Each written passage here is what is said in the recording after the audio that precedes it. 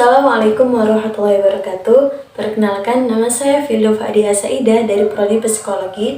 Di sini saya akan berorasi bertemakan Prokes 5M dan pentingnya vaksinasi.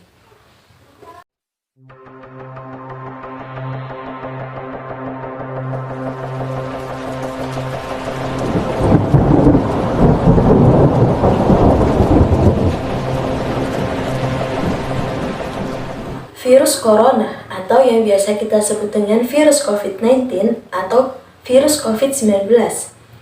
Berasal dari manakah virus ini? Yaitu berasal dari kota Wuhan, Tiongkok, yang berawal dari seekor kelelawar yang diperjualkan pada pasar seafood. Dimungkinkan virus ini berasal dari seekor hewan yang ditularkan kepada manusia dan disebarkan luas hingga ke seluruh dunia. Bagaimana virus corona menyerang tubuh kita? Mungkin itu jadi pertanyaan kita semua. Kita udah tahu gimana virus corona udah menginfeksi 1 juta orang di seluruh dunia sampai saat ini. Tapi yang mungkin belum banyak kita tahu, sebenarnya gimana sih virus ini nyerang tubuh kita? Mengapa infeksi virus ini bisa mematikan? Semua dimulai dari sini. Ketika virus corona masuk ke tubuh kita lewat percikan batuk atau bersin orang yang positif, baik secara langsung atau waktu kita nyentuh benda yang udah terkena percikannya dan gak cuci tangan setelahnya. Kalau udah gitu, si virus masuk lewat saluran pernapasan dan bergerak terus menuju sasaran utamanya, paru-paru.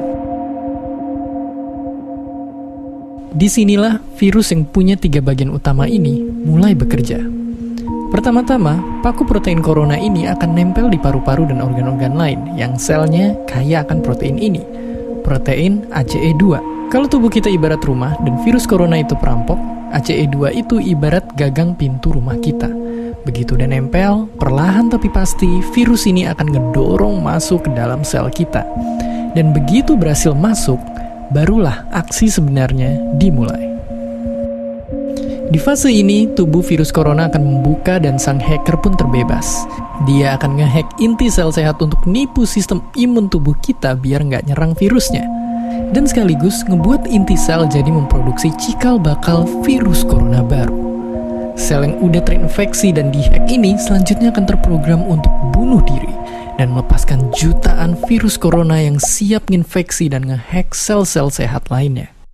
Ya, awalnya mungkin kita cuma kemasukan virus corona yang jumlahnya dikit, tapi dalam hitungan hari aja udah akan ada jutaan sampai miliaran virus corona baru, bikin paru-paru kita dipenuhi oleh mereka. Tapi ternyata, mimpi buruknya ada setelah ini. Ya, ketika virusnya udah menuhin paru-paru kita, sistem imun kita bakalan ngerespon ibarat polisi dan tentara yang meluncur ke tempat kejadian perkara. Tapi inilah yang bikin ngeri. Di sini, virus corona jadi penipu ulung yang bisa ngakalin sistem imun kita. Mereka bikin sistem imun nyerang membabi buta termasuk nyerang sel-sel sehat kita. Mereka jadi nggak tahu mana kawan, mana lawan, dan perlahan-lahan jadi senjata makan tuan. Buat sebagian besar kasus, kejadian ini emang nggak berlangsung lama. Karena kalau sistem imun kita kuat, mereka pun akan bisa menang dari segala taktik virus corona. Tapi terkadang tubuh kita sedang lemah, dan kalau udah gitu efeknya bisa parah. Kita bisa kena radang paru-paru akibat sel sehat di sini yang udah nggak bisa nahan bakteri pneumonia. Malahan buat kasus yang kritis, bakteri ini nggak berhenti di sana. Mereka bisa masuk ke aliran darah dan akhirnya nyerang seluruh tubuh.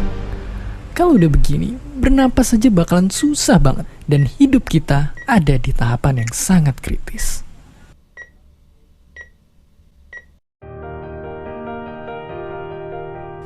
Ya, mungkin dengan fakta-fakta barusan bikin kita takut dan khawatir. Tapi ingat, kita pun punya cara buat memperkuat daya tahan tubuh kita. Makan makanan bergizi. Ya, bukan lagi sekedar 4 sehat 5 sempurna, tapi ikutilah pedoman gizi seimbang yang bisa ningkatin imun tubuh kita. Virus corona bisa parah kalau kita emang sakit. Tapi kalau tubuh kita sehat, kita punya harapan untuk bertahan. Dan seperti biasa, terima kasih. Pada tanggal 29 Januari 2020, ditemukan 9.065 orang yang terpapar positif COVID-19. dan 133 orang yang meninggal dunia dikarenakan virus ini. Hingga sampai saat ini, virus ini menyebar di seluruh dunia. Gejala apa saja sih yang dialami oleh penderita penyakit COVID-19? Di antaranya adalah yang pertama, batuk, yang kedua, demam, ketiga, sakit tenggorokan, flu, dan hilangnya indera penciuman. Virus ini juga mempunyai dampak positif maupun dampak negatif. Dampak positif diantaranya ialah keluarga kita semakin lebih dekat, waktu istirahat pun terjaga, lebih memperhatikan kesehatan, dan diberi acuan untuk lebih berkreatif lagi di masa ini. Adapun dampak negatif ialah sulit mencari lowongan pekerjaan, para pelajar pun terpaksa untuk daring, perekonomian pun menurun, dan tercegah dalam melakukan kegiatan di luar. Virus ini telah mengembarkan dunia. Salah satunya adalah negara Indonesia, karena virus ini menyerang kita dari area mulut, hidung, dan juga mata. Tapi tenang, jangan sampai kita panik. Ada prokes 5M. Apa 5M itu? Yang pertama, 1. Menjaga jarak. Hindari kontak fisik dengan orang lain, kalau bisa jangan pergi keluar atau ke tempat umum. Menjaga jarak minimal 1,5 meter hingga 2 meter. Seperti halnya di kendaraan umum, di pusat pembelanjaan, dan di tempat umum lainnya. 2. Memakai masker.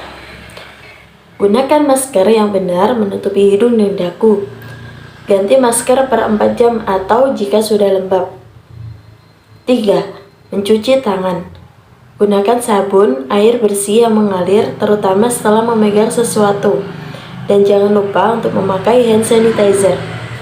4. Menghindari kerumunan. Hindarilah tempat-tempat yang ramai seperti pasar, rumah wisata, dan lain-lain.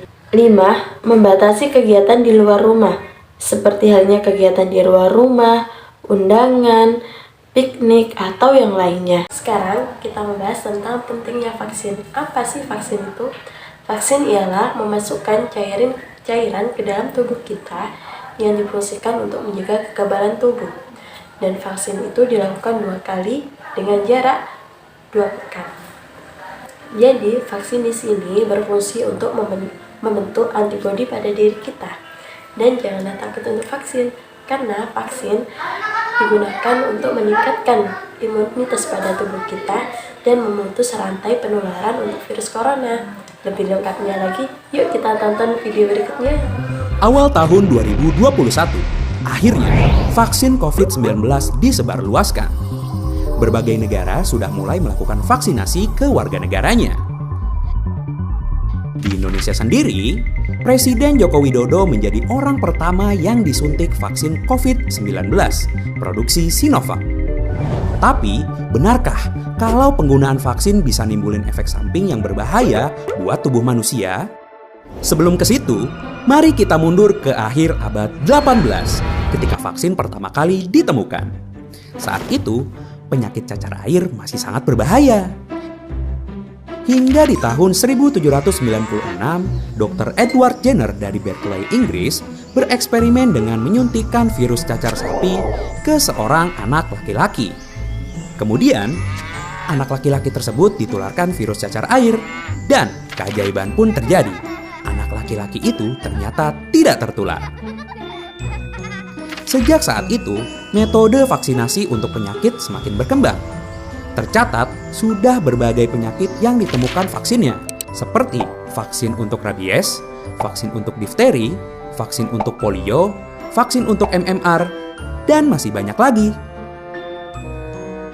Lalu, gimana ya cara kerja vaksin di dalam tubuh manusia? Sebelum kita mengenal cara kerja vaksin, kita harus tahu dulu gimana cara kerja sistem imun pada tubuh manusia. Di dalam tubuh kita udah ada sistem imun untuk melawan virus dan bakteri asing yang masuk ke dalam tubuh. Mereka adalah sel darah putih. Ketika patogen asing masuk ke dalam tubuh, sel darah putih akan berperang melawannya. Terus, dia bakal ngasilin antibodi kalau patogen yang sama masuk lagi ke tubuh kita. Sehingga tubuh kita jadi imun atau kebal. Nah, kalau vaksin itu adalah imunitas buatan, caranya dengan masukin virus atau bakteri yang sudah dimatikan atau dilemahkan ke dalam tubuh. Virus yang dimatikan atau dilemahkan itu akan memicu sistem imun untuk membentuk antibodi. Jadi, ketika virus masuk ke tubuh kita udah siap untuk melawan virusnya. Pertanyaan besarnya, apakah vaksin menimbulkan efek samping bagi tubuh manusia? Jawabannya, ya. Jangankan produk medis kayak vaksin, makanan yang kita makan pun bisa nimbulin efek samping kalau dipakainya berlebihan. Tapi tenang, efek samping dari vaksin itu nggak berbahaya. Berdasarkan penelitian, 95% efek samping dari vaksin itu ringan. Efek samping yang ditimbulkan biasanya reaksi lokal berupa nyeri di area bekas suntikan. Sisanya, reaksi sistemik berupa demam. Demam setelah divaksin itu wajar kok, karena nunjukin vaksinnya itu bekerja. Memang ada sebagian orang yang tidak bisa divaksin karena usia atau alergi parah. Maka dari itu, diperlukan herd immunity atau kekebalan kelompok. Yaitu ketika sudah banyak yang kebal terhadap virus atau bakteri tertentu. Sehingga tidak sampai ke orang-orang yang tidak bisa divaksin. Jadi, kalau kamu dapat panggilan untuk divaksin COVID-19, gak perlu takut. Karena vaksin itu gak berbahaya. Apalagi bikin kamu jadi Titan, kayak Eren.